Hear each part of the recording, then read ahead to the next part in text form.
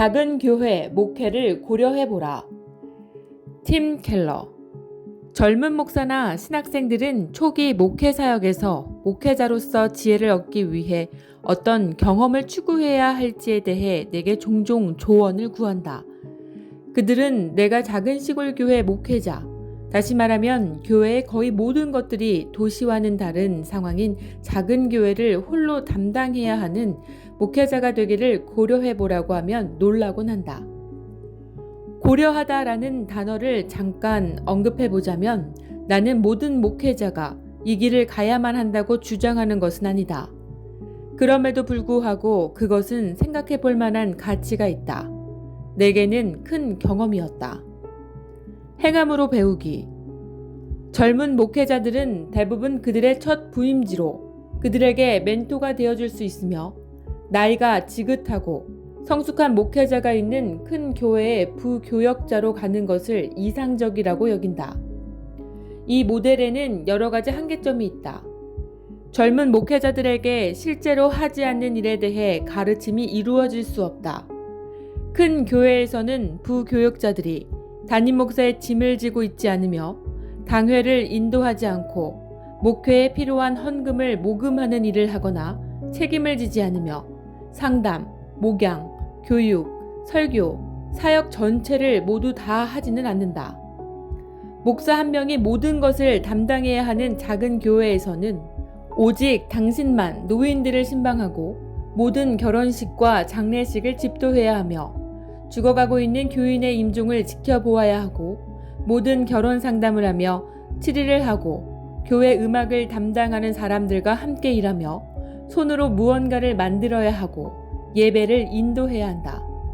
남성들을 위한 수련회, 여성들을 위한 수련회, 청년들을 위한 수련회에서 말씀을 전해야 하고 모든 성경 공부 교재를 써야 하며 종종 주일학교 커리큘럼도 짜야 하고 소그룹 리더들을 훈련시켜야 하며 양로원을 방문하여 위로의 말도 전해야 하고 교회의 구제와 복음전도 그리고 새신자를 환영하는 집사들과 함께 일해야 하며 봉사자들을 훈련시켜 이 모든 과제들을 조금 나누어 할 수 있게 해야 한다.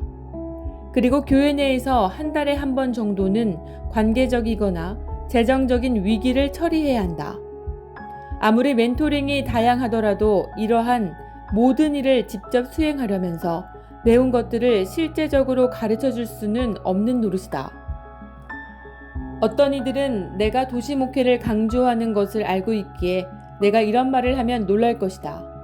그렇다. 나는 복음적 교회가 도시를 간과해왔다고 굳게 믿는다. 크리스천과 기독교 리더들이 도시에서 살기 위해 희생을 치르게 하는 것은 여전히 어렵다.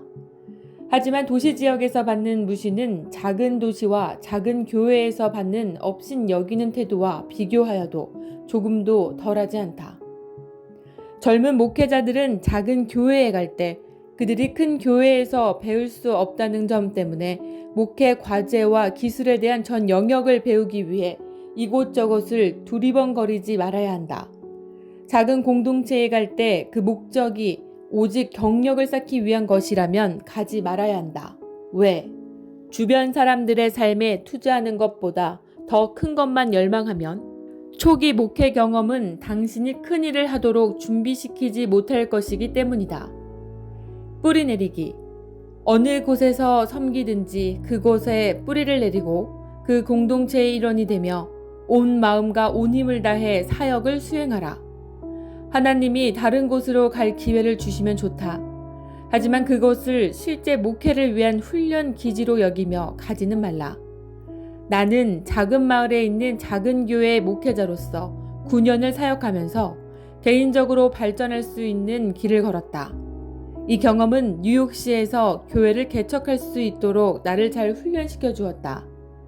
왜냐하면 교회를 시작할 때는 모든 것을 다 할 수 있는 목회자가 필요한 것이지 큰 교회가 만든 전문가가 필요한 건 아니기 때문이다. 다시 반복해서 말하지만 나는 모든 이들이 같은 길을 따라가야 한다고 제안하는 것은 아니다. 작은 교회 목회자가 되는 것은 모든 이들에게 적절한 것은 아니다. 하지만 어떤 이들에게는 그것이 알맞을 수 있다.